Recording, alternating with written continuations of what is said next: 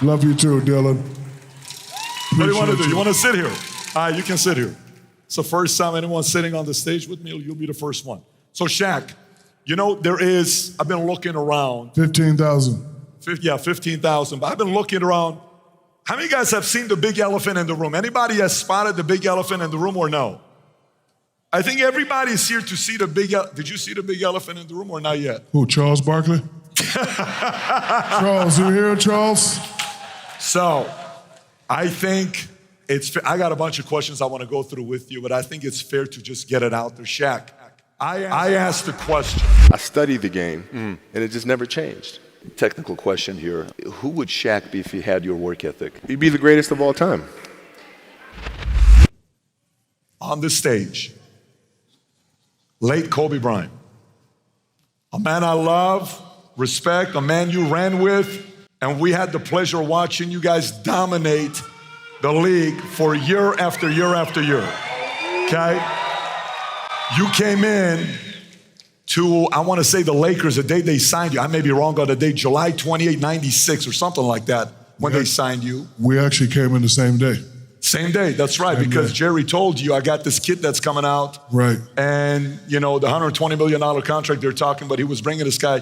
Terrible trade, by the way. Vlade Divac would have been a great center for the Lakers. If It was a good trade for us. Yeah, it was a very good trade for the Lakers.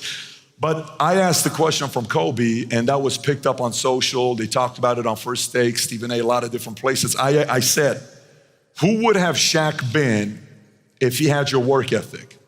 And I can answer that. Please. I would have been SHAQ. I mean, Kobe was a beast. Nobody worked harder than him. But I think you could find success in many ways. You know, for me, I had 8 hours of work, 8 hours of business, 8 hours of family. See, Kobe was just getting married, getting into his family. I'm already 4 kids in. So after I put in my 2-3 hours of work, now I have to be daddy. Now I have to be husband. Now I have to take care of business. And mentally, I'm so strong, I don't need to work out for these bums anyway. That's what I'm thinking. So, you know, I think it would have been a better question if we'd have no championships, no MVPs, and I would have been an absolute familiar. But the resume you just read, that was a hell of a resume, sir. It's a hell of a resume. You can't question that. I'll take it. Yeah, it's a great resume. By the way, from your perspective, because you've played alongside, I don't know, Garnett, Nash, Pierce, Allen, LeBron, Wade, Malone, Peyton, Kobe. You've ran with a lot of people. You work with a lot of people. So we read about it as fans. We're not in it. We're not in it to see what's going on. And, you know, Wade's a winner. Garnett's a winner. Pierce is a winner. Allen's a winner. You know, LeBron's a winner. Kobe's a winner. The mindset of Kobe, how different was his from everybody else? It was alien-like. When he was 18, he used to be in the locker room dribbling and shooting without the ball for hours. And then you see him practice the same move on the court. Like, he was obsessed with being the best ever. I was obsessed with being the most dominant. He was obsessed with being the best ever. And sometimes you sacrifice a lot of things, and he did. All he did was work out. All he did is work out. All he did was work out. And I knew all he did was work out, so I used to push his buttons all the time because I knew what I was going to give you. I knew if I could have somebody else that can give similar and more, I was definitely going to win. So I was always the guy that presses buttons. The audience thought that it was a personal thing, we hated each other, but no, it was me and my leadership style and what I chose to do to get him to perform at a higher level. How would you do that? What was your style? I press his buttons. How would you press it? Tell us. I press his buttons and say, this ain't your team, this is my team, little man. You might be Kobe, but I'm the SHAQ. And it would just eat him up inside. And I would see that. And I would use that. Notice how out of all our interactions, Phil Jackson never intervened. You know why, right? Why is that? Because you got 2 animals going at it. And his only request was, on the court, make sure you play as one. And that's what we did. So. Was there ever a meeting, I don't know where I read this, was there ever a meeting between you guys? You like this, don't you? It feels good? Okay. Was there ever a meeting with you guys where Phil told you guys, brought you guys in, Dylan, do me a favor, stop, buddy.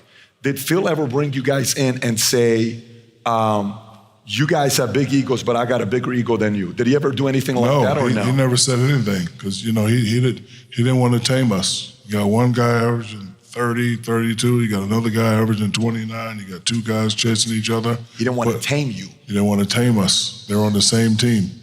When you and Kobe did the interview, Kobe said, you know how Phil would go in interviews and make comments to get under our skins and it would piss us off and we would fight each other and then eventually we would unite. Was that pretty common with Phil? Was that his style? All the time. He would mess with me and I would mess with Kobe.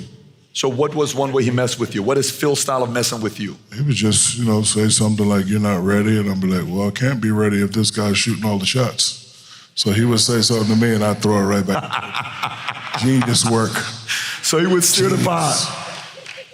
Yeah, all the time. Did you ever have a moment of friction with Phil where you kind of needed to have a conversation with him or no? No, because, coming from a disciplinary, my father was a drill sergeant, and I understand you're military, but wasn't allowed to talk back, wasn't allowed to be afraid, wasn't allowed to make excuses. So whatever I put my mind to, I had to get it accomplished or else. And, even though I was a professional making a lot of money, I still had that mentality that if I don't get this done, I'm going to get in trouble by my father. And I never wanted to get in trouble by my father, so I always, did things a certain way. I absolutely. I watch you when, on one end, there's a video of you and your sons, you're DJing and you're up there, they're dancing, you're dancing with them, you're doing all this stuff. And then on another side, hey, this is my money, you gotta make your own money. And then you talk marriage, you talk raising kids, you talk all these values and principles. What were some of the things your dad raised you with that stuck till today? What were some of the things that said, SHAQ, you can't do this, this is what we stand for as a family, this is what it takes to be a leader? What were some of those values and principles? First word he taught me was honor. Make sure you honor yourself in a certain way, make sure you honor your family. Second word he taught me is respect. Doesn't matter that I make this much and you make that much. I'm not better than you. You respect the man as a man, you respect the woman as a woman. Last thing he taught me was dignity and pride. Walk up, head up high. You're tall, you're doofy, you're clumsy, but that's okay. One day you're gonna be the greatest. So all these things. And he also taught me charity. I always tell this charity story. One day he got some extra money and he came in the house, said, let's go get something to eat, big man. Now keep in mind when I say get something to eat, it's not a sit-down restaurant, it's White Castle. In White Castle, we got any White Castle fans? So he gets 6 double cheese and I get 6 double cheese and we couldn't finish them. And on the way home, we see a sign, homeless guy will work for food. So my dad pulls over and I'm upset. I'm like, hey man, why are you giving them? Shut up. Yes, sir. So he's sitting there talking to the guy, and he has a tear in his eye because same way I feel today. When I'm riding around and I see homeless people, that just hurts my heart. It really does. Like I wish I had the answer to fix all homelessness around all the world. So he had a tear in his eye. And he said, he always used to call me big man. He said, big man, if you ever make it someday and you can help somebody in need, make sure you help somebody. So that's always stuck with me. So every charitable thing I do, I would like to get credit, but it was just things that I was taught from my mom and dad when I was Dylan's age, young age. By the way, you brought up Dylan's age, which those values are incredible values that many of the parents here also talk about. How many of you guys have seen videos of SHAQ going out there buying wedding rings and all this other stories? It's so charitable. You constantly hear stories. We're in the back about to meet with SHAQ. We're waiting because he made a kid's day for Make-A-Wish. He's out there meeting SHAQ, walks out, and the lady asks, how was this? He says, I can't even believe this just happened.